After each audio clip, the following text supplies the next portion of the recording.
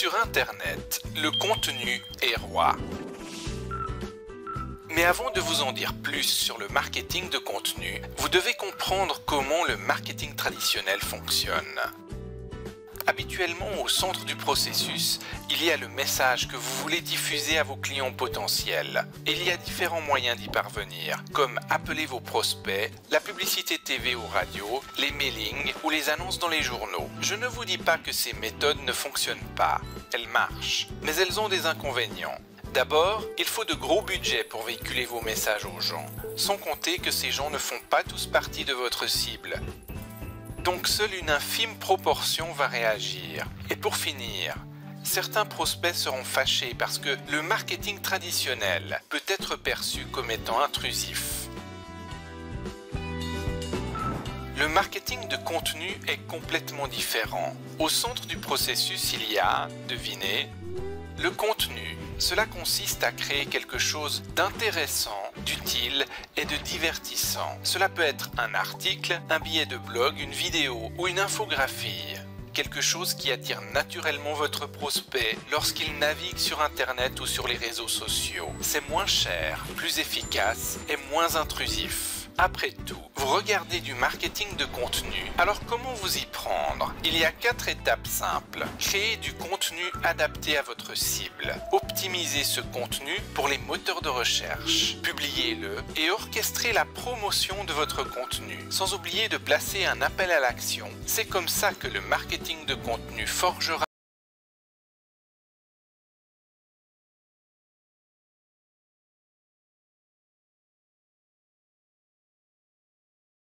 Véhiculez-vous le bon message lorsque vous parlez de votre marque?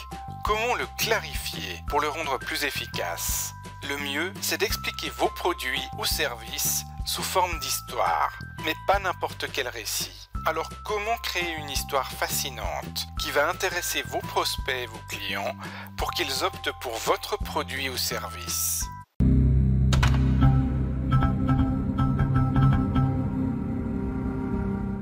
Si vous y pensez, chaque individu est le héros d'une histoire, de sa propre histoire. Il veut atteindre quelque chose et il rencontre des obstacles ou des problèmes tout au long de son chemin qu'il doit surmonter pour parvenir à son but. C'est le schéma narratif que l'on va prendre pour véhiculer votre histoire. Donald Miller, fondateur de StoryBrand, l'a codifié en 7 étapes. 1. Au début, il y a toujours un personnage. C'est le héros de l'histoire. Cette personne souhaite atteindre quelque chose et son but est clairement défini. Dès le début, l'audience se demande si le héros va parvenir à obtenir ce qu'il veut. 2. Évidemment, tout ne se passe pas comme prévu, car aucune histoire ne fonctionne bien sans que le héros ne rencontre un problème ou un obstacle qui se dresse devant son chemin. Cet écueil a généralement 3 niveaux. L'un est externe, c'est la bombe que l'on voit et qui doit être désamorcée. Ce problème externe a un corollaire, le problème interne. Est-ce que notre personnage saura la désamorcer? A-t-il suffisamment confiance en lui? Enfin, le 3e niveau est philosophique. Cela peut être un contraste entre le bon et le mauvais, par exemple. 3. Un autre personnage intervient dans l'histoire. Le héros rencontre un guide. Ce guide a de l'empathie pour le héros, car souvent il a vécu la même chose. Il le comprend, il saisit ses peurs, ses doutes et ses craintes. Mais le guide a aussi de l'autorité. Il est là pour aider le héros à surmonter ses difficultés. 4. Le guide remet un plan au héros qui permettra à celui-ci de résoudre son problème. Mais souvent, le plan contient un changement de paradigme pour enjoindre le héros à penser différemment afin de résoudre sa difficulté. 5. Le guide défie le héros et le pousse à sortir de sa zone de confort pour terminer sa quête et enfin obtenir ce qu'il veut. 6. Soit le héros obtient ce qu'il souhaite et l'histoire se termine par un succès. 7.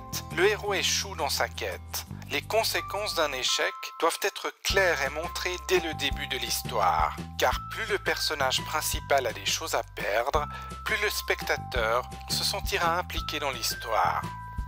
Votre objectif lorsque vous racontez l'histoire de votre marque à un prospect, c'est que celui-ci se retrouve parfaitement dans votre histoire. Et contrairement à ce que vous pouvez penser, le héros n'est pas votre marque, votre entreprise ou vous-même. Le héros de l'histoire, c'est votre client. Et le guide, c'est vous, votre marque ou votre produit. Lorsque vous racontez votre histoire à un prospect, vous la narrez de son point de vue. Prenons l'exemple d'un plombier avec les 7 éléments de Donald Miller. Il était une fois une femme au foyer qui avait 3 enfants. Aujourd'hui, elle a absolument besoin de faire sa lessive car sinon, sa famille n'aura rien de propre à se mettre.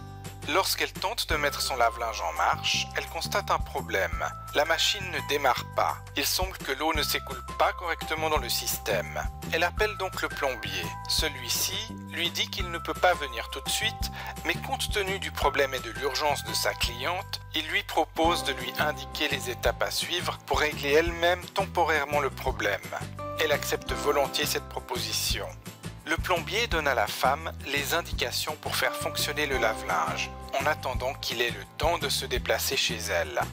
Quelques minutes plus tard, le plombier rappelle la dame pour savoir si elle a suivi ses conseils. La femme au foyer suit les conseils du plombier et résout elle-même le problème en attendant que celui-ci ne vienne changer la pièce défectueuse. Au moins sa lessive est faite et sa famille pourra porter des habits propres pour le restant de la semaine. La femme au foyer est parvenue à faire la lessive. Elle peut attendre sereinement que le plombier vienne résoudre le problème définitivement. Vous voyez, c'est l'histoire d'un plombier qui est à votre service et qui vous dépanne, même s'il n'est pas immédiatement disponible. Cela vous parlerait. En résumé, les 7 étapes d'une histoire fascinante pour vendre vos produits ou services de Donald Miller, fondateur de StoryBrand, sont 1. Un héros qui a un but clair. 2. Un problème qui bloque le héros et l'empêche d'atteindre son but. 3. Un guide bienveillant qui va aider le héros. 4. Le guide remet un plan au héros pour résoudre son problème. 5. Le guide pousse le héros à agir. 6. Le héros de l'histoire tente quelque chose. 7. Soit le dénouement est positif, soit il est négatif. Maintenant, à vous de jouer. Créez votre propre histoire en utilisant cette trame.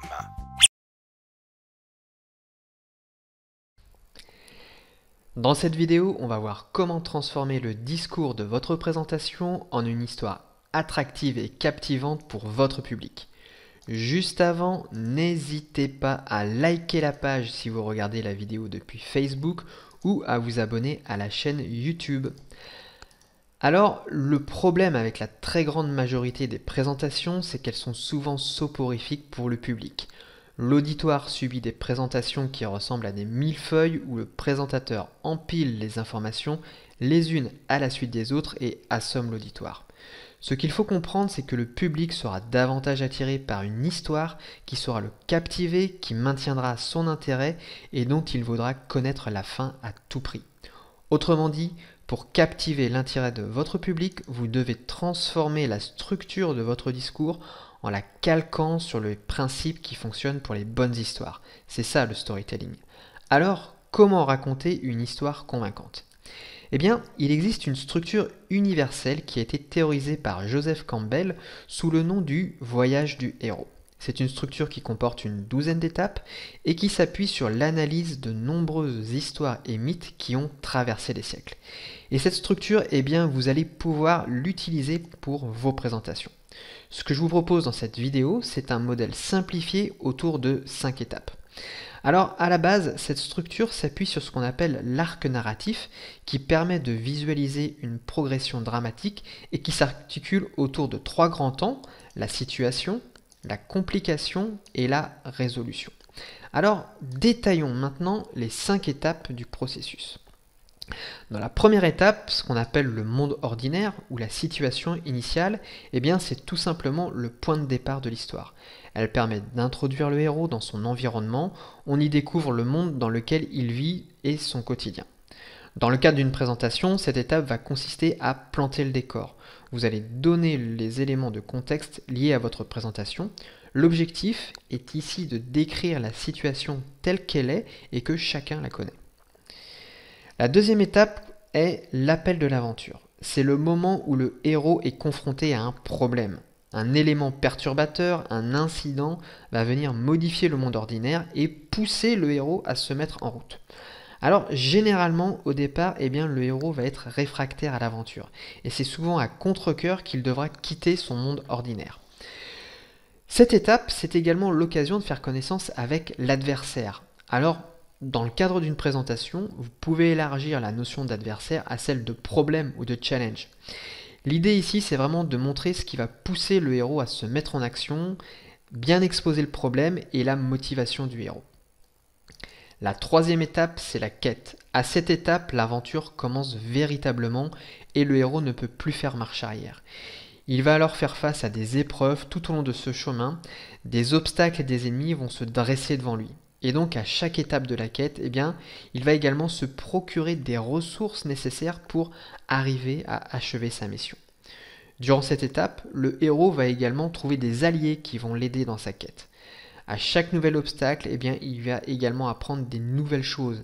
Et c'est cet apprentissage qui va lui permettre de changer et d'arriver à un but. Et puis, à la fin de la quête, eh bien, va arriver le moment de la confrontation. C'est vraiment le pic de l'histoire. Le héros et l'adversaire s'engagent dans une confrontation finale où chacun va essayer de remporter l'objectif. Alors pour votre présentation, eh bien, vous pouvez par exemple mettre en avant les obstacles que vous rencontrez, les alliés que vous avez pu trouver ou bien les ressources que vous êtes procurées tout au long de votre challenge. La quatrième étape va consister dans la résolution. C'est en fait le résultat de la confrontation à la fin de la quête. La récompense va au héros qui peut ainsi retourner chez lui et célébrer sa victoire. Alors la récompense, ça peut aussi bien être le fait de rétablir l'ordre du monde ordinaire, ou bien ça peut être l'expérience qui va permettre au héros de s'améliorer, ou ça peut parfois être une réconciliation. Dans le cadre d'une présentation, vous allez vous attacher, je pense, à montrer en fait la solution. Comment est-ce que vous avez réussi à atteindre le challenge. Et enfin, la sixième étape, c'est la situation finale. C'est-à-dire qu'une fois la récompense obtenue, le héros va retourner dans le monde ordinaire et à la fin du voyage, le héros va avoir changé. L'aventure lui a appris une leçon particulière qui constitue en fait la morale de l'histoire. Ce qu'il a appris est au final plus important que la récompense qu'il visait. Donc pour une présentation, vous allez vous attacher à montrer le changement positif que va apporter votre message. Donc vous voyez, vous avez ici les 5 étapes de votre storytelling simplifié, le monde ordinaire, l'appel de l'aventure, la quête, la résolution et puis la situation finale.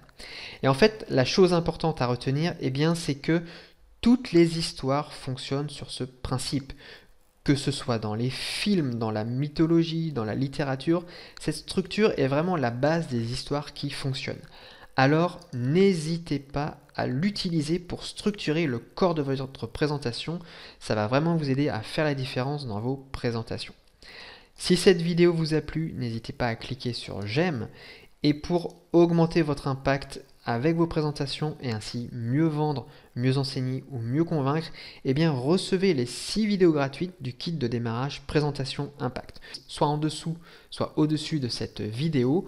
Je vous dis à bientôt pour une nouvelle vidéo sur Simple Slide. À bientôt.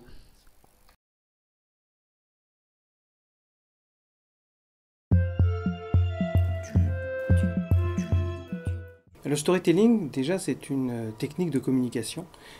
Donc elle est utile aussi bien pour les grandes structures que pour les toutes petites structures. Et lorsqu'on se lance et lorsqu'on est un entrepreneur, il est bon de savoir ce qu'on va dire avec son projet. On va rencontrer plein de monde quand on se lance. On n'est pas tout de suite forcément à la recherche des clients, on est aussi à la recherche de financement, on est à la recherche de partenariats, on est à la recherche de résonance médiatique pour se lancer. Et donc il faut avoir un langage clair sur ce qu'on va lancer. Et une des techniques pour y arriver, c'est d'utiliser le storytelling, c'est-à-dire de se dire, non pas simplement j'arrive en expliquant ce qu'est mon produit, parce que lorsque vous vous adressez à des financiers, c'est pas la seule chose qui va les intéresser. Votre produit, il est peut-être complexe à expliquer. Donc c'est quelle histoire je peux raconter pour mieux raconter mon produit, pour mieux vendre mon produit, mais aussi pour mieux me vendre moi. Donc le storytelling, c'est de l'anglais, ça veut dire raconter une histoire, mais c'est aussi simplement mettre au point un récit.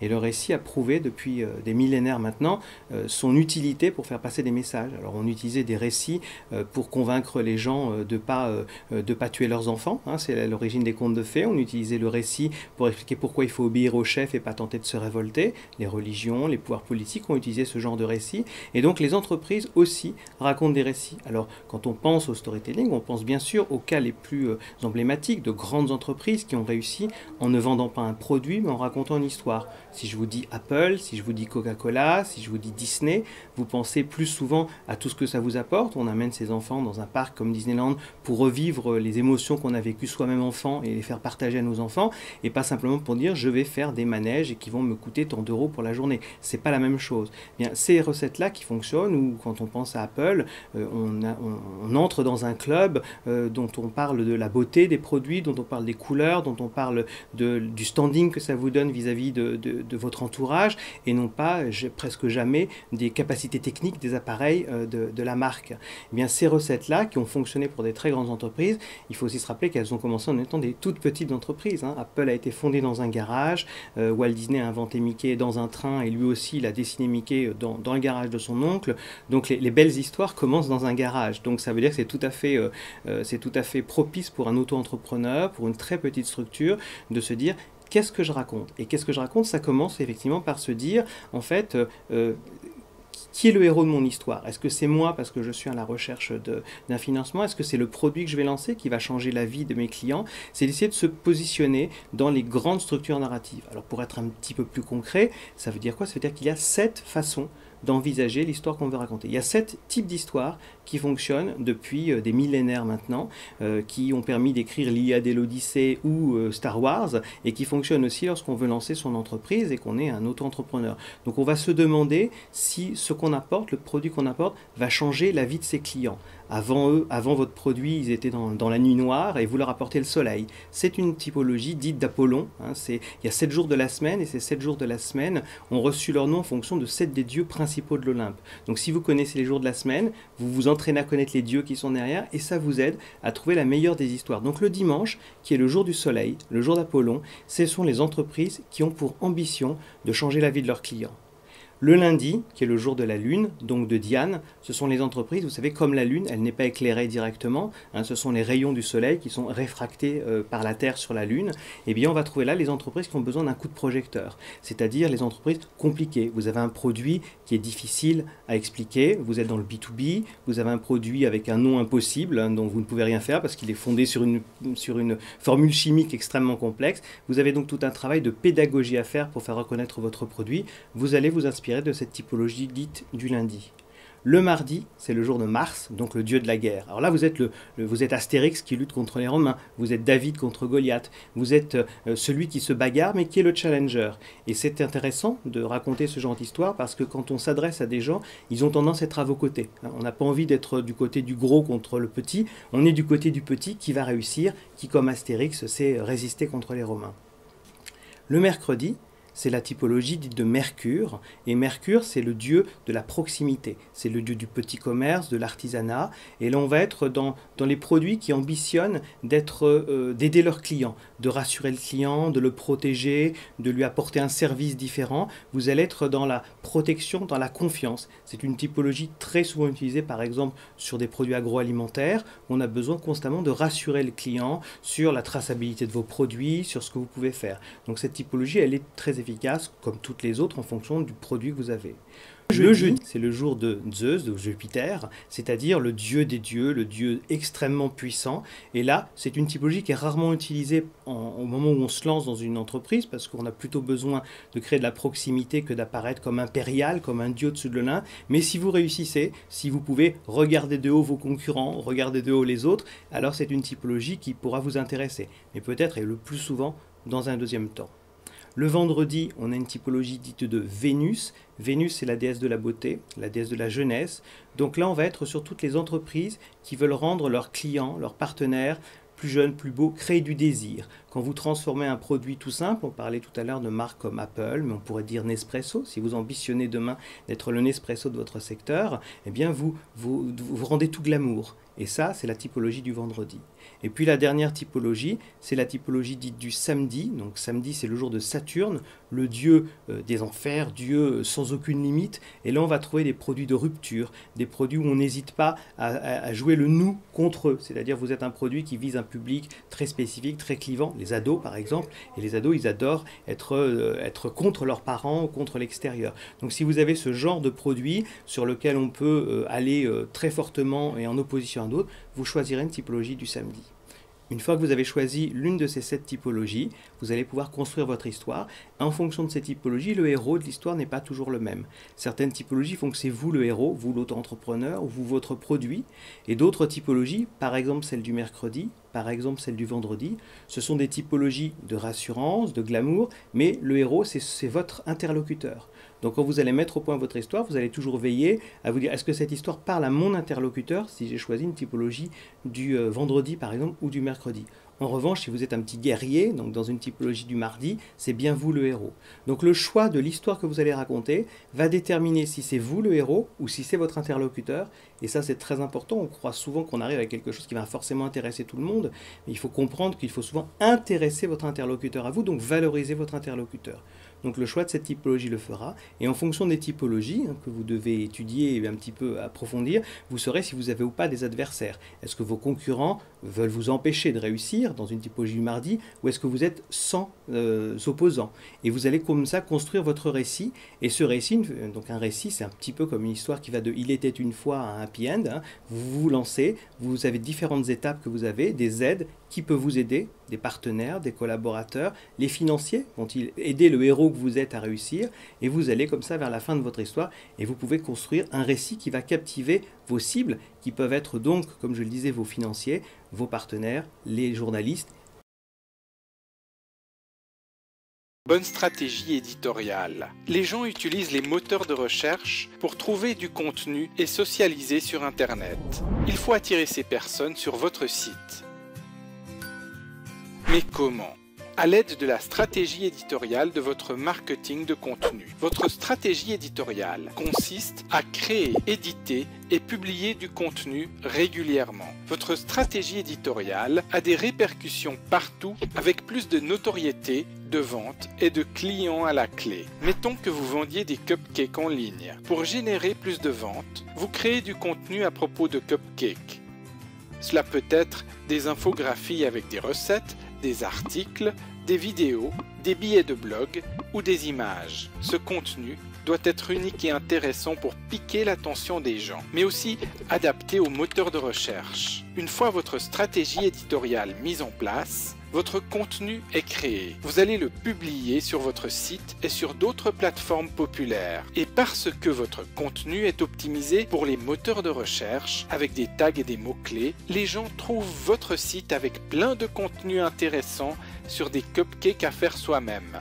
Vos visiteurs ne cesseront de revenir et resteront plus longtemps. Vous avez ainsi plus de fidèles lecteurs qui partagent votre contenu sur les réseaux sociaux et vous obtenez davantage de visiteurs sur votre site. Vous avez ainsi plus de trafic, des liens plus populaires et vous êtes mieux référencé dans les moteurs de recherche. Votre taux de conversion augmente et vous faites davantage de chiffre d'affaires. Alors, si vous voulez augmenter votre trafic, avoir plus d'engagement dans les réseaux sociaux, davantage de pages vues et un surcroît de chiffre d'affaires, boostez votre stratégie éditoriale en mettant le plus de ces 7 éléments pour pimenter votre contenu.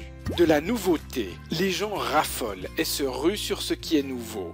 Des instructions, enseignez quelque chose à votre audience, créez un effet « aha », du divertissement, emballez l'information dans un contenu distrayant. De l'émotion, les gens ne se souviendront pas de votre contenu, mais ils se rappelleront de ce que vous leur aurez fait ressentir. Du caractère, faire ressortir votre personnalité dans votre contenu permettra de créer un lien avec votre audience.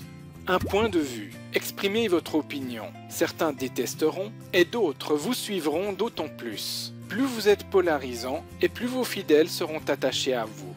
Et de la surprise, étonnés, et les gens se souviendront de vous.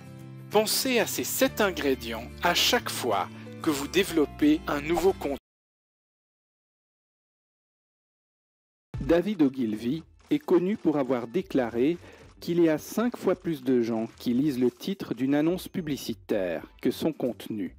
Le titre est la première phrase d'une annonce, d'une publicité télévisée, d'un spot à la radio, d'un sujet d'email, d'un tweet, d'un statut Facebook, d'un billet de blog, d'une vidéo YouTube, d'un article de journal et j'en passe.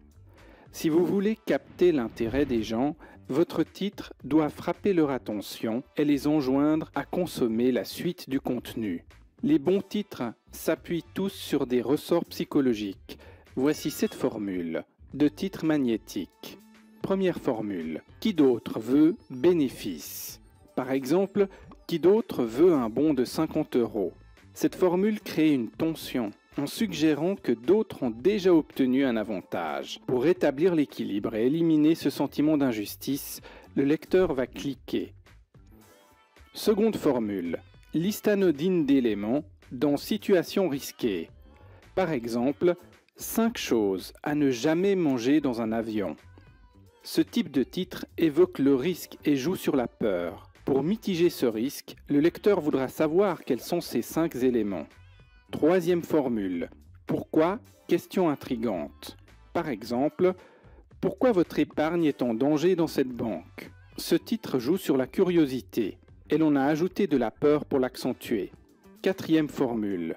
Événement répété et voici ce que j'ai appris.